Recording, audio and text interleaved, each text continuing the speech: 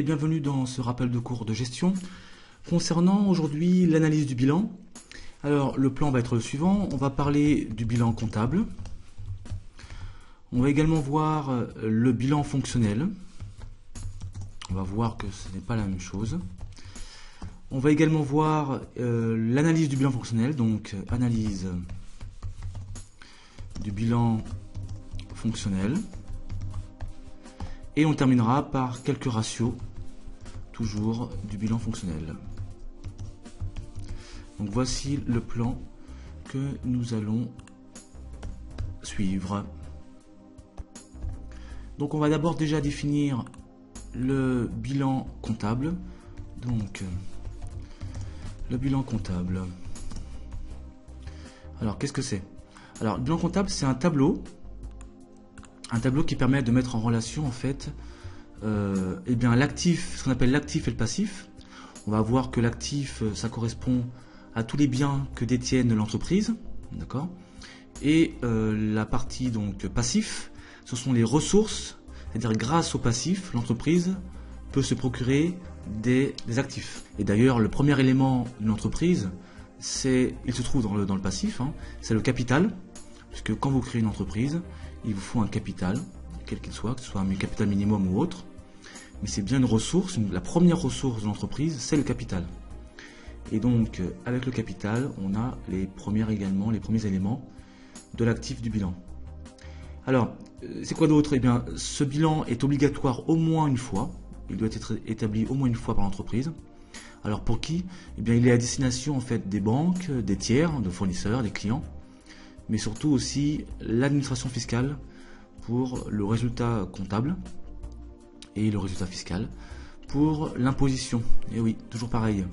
Donc le premier concerné, je dirais le deuxième concerné après tous les autres tiers, c'est le fisc pour le poste résultat, c'est-à-dire le bénéfice éventuel de l'entreprise. Donc on va indiquer tout ça. Alors, donc la petite définition. Voilà. Ensuite, après avoir vu la définition, on va voir maintenant le contenu. Donc on va commencer par le passif, puisque je viens de vous le dire, sans passif, pas d'actif. On va commencer donc par le passif. Alors, dans le passif, il y a plusieurs éléments.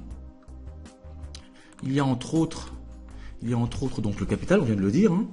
Il y a également ce qu'on appelle les réserves, le résultat. Alors le résultat, c'est le résultat d'exercice.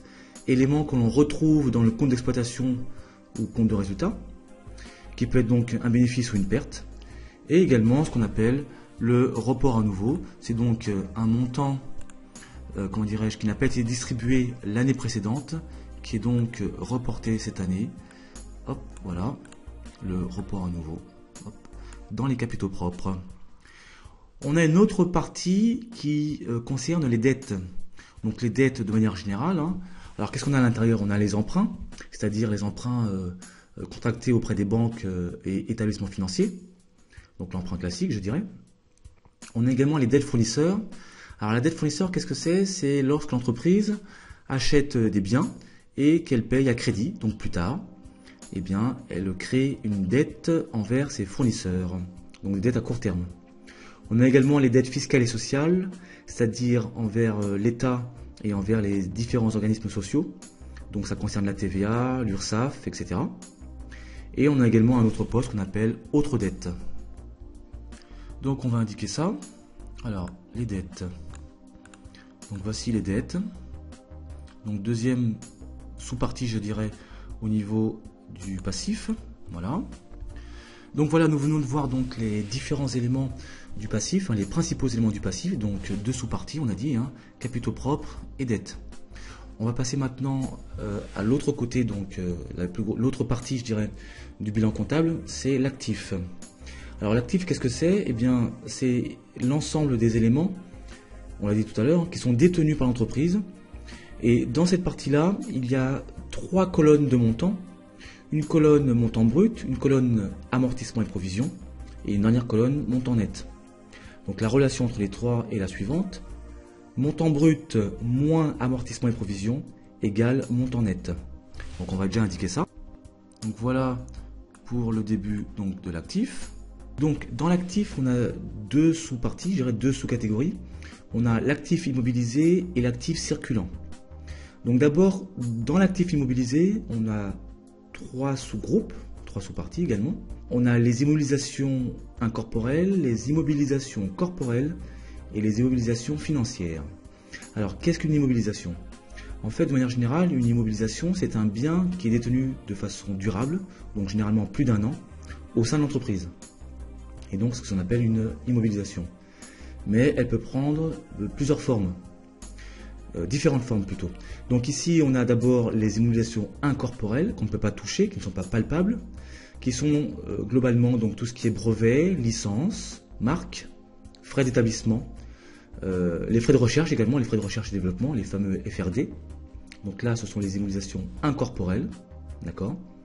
Les immobilisations corporelles, eh bien là c'est plus facile à retenir puisque ce sont les ordinateurs, les machines, les véhicules, donc tout le parc automobile, hein, le mobilier également, d'accord, donc ce qu'on peut toucher, hein, ce qui est palpable.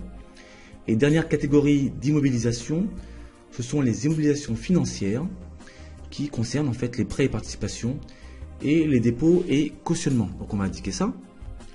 Donc voilà la première partie donc de l'actif immobilisé, enfin de l'actif pardon. Donc on vient de le dire, hein, avec les différentes sous-catégories. Les IMO incorporels, corporels et financières. Après avoir parlé donc de l'actif immobilisé, on passe maintenant à l'actif circulant. Pardon pour cette fenêtre, voilà. Donc ici on va parler de stock de marchandises par exemple, de créances clients également, et également de titres, donc les valeurs mobilières de placement, les VMP.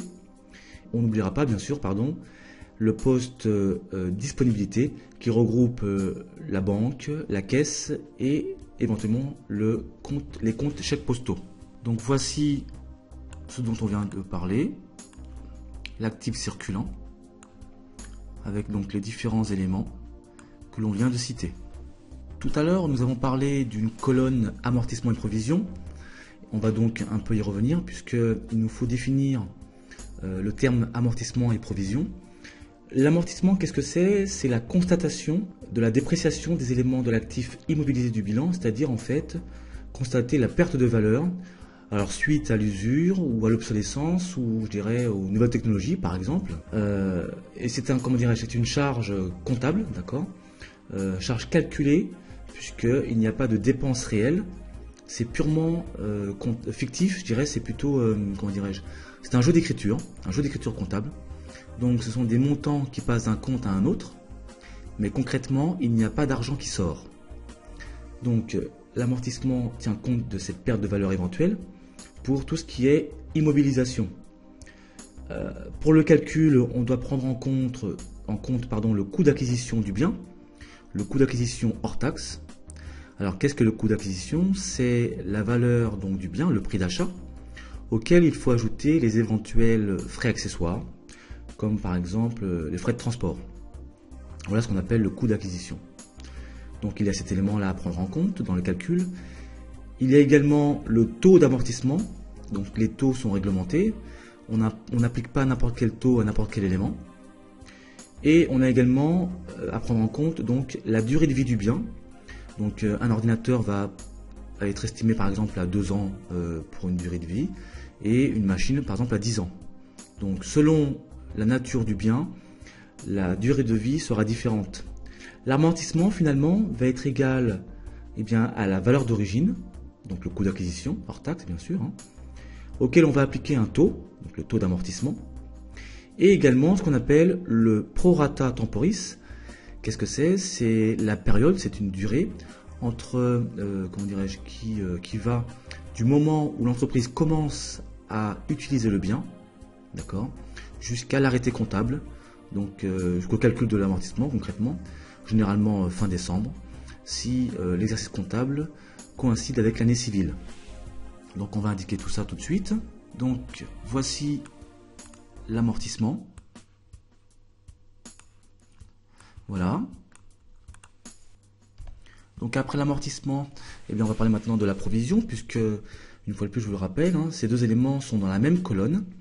Alors l'amortissement concerne la partie haute du bilan, c'est-à-dire tout ce qui est immobilisation, et la partie et la provision, donc le terme provision, concerne le bas du bilan, donc tout ce qui est actif circulant. Alors la provision, c'est presque la même chose que l'amortissement, sauf que d'une part, ça ne s'applique pas aux mêmes éléments, d'accord? Mais le principe reste le même. En fait, on va provisionner un élément en fonction d'une perte probable, éventuelle. Par exemple, lorsque une créance est constatée et que finalement le client contacte l'entreprise afin de la prévenir pour lui dire eh bien, écoutez, je ne pourrai pas vous payer, eh bien l'entreprise va créer une provision par un jeu d'écriture comptable, c'est toujours pareil, hein. Il n'y a pas de sortie d'argent, dans un premier temps en tous les cas, donc c'est un jeu d'écriture comptable, et donc l'entreprise va faire un calcul. Alors le calcul va être assez simple, hein. On prend le montant, comment dirais-je, de la perte probable, enfin de la créance initiale, auquel on va appliquer donc un taux de perte probable. Donc en résumé, la provision, c'est une constatation également de la dépréciation donc d'un élément de l'actif circulant du bilan. Contrairement à tout à l'heure, pour l'amortissement, c'était l'actif immobilisé. Donc c'est presque pareil, sauf que là, on parle d'actif circulant. Donc on va indiquer ça maintenant. Voilà. Bien, il faut également préciser que le total général actif doit être égal au total général passif. Alors attention, comme tout à l'heure on a parlé de 3 colonnes de montant au niveau de l'actif et d'une seule colonne au niveau du passif, les colonnes qui doivent être égales sont les montants nets. Donc ça on va l'indiquer tout de suite. Voilà. Hop, comme ceci. Et maintenant on va voir concrètement à quoi correspond un bilan comptable au niveau de la structure. Donc ici voici un bilan comptable. Voilà. Alors vous ne le voyez pas pour l'instant puisque je ne l'ai pas encore mis en forme. Voilà. Donc là on va écarter ça comme ça. Voilà. Donc là ça va être plus clair pour vous. Donc on a ici donc l'actif, ici le passif. On a les 3 colonnes brutes, amortissement et net à l'actif, une seule colonne nette, donc une seule colonne de montant au passif, d'accord. Et ici on retrouve donc l'élément commun avec le compte de résultat, donc c'est le bénéfice ou la perte, d'accord, donc le résultat de manière générale. Et tout en bas, ici, à ce niveau-là et à ce niveau-là, on doit avoir les mêmes montants, sinon il y a un souci. Car en fait, on doit avoir une égalité parfaite entre l'actif et le passif, d'accord. Donc, après avoir vu le bilan comptable, on va parler maintenant du bilan fonctionnel. Donc tout à l'heure, on a dit que le bilan fonctionnel n'était pas un deuxième bilan comptable. Par contre, c'est un complément puisque celui-ci permet en fait d'avoir la possibilité d'effectuer une analyse financière de l'entreprise. Donc le bilan comptable, lui, a plutôt une vue patrimoniale, c'est-à-dire savoir ce qu'elle détient ou alors ce qu'elle doit, d'accord. Alors que le bilan fonctionnel répond à la question: la santé financière de l'entreprise est-elle saine ou pas?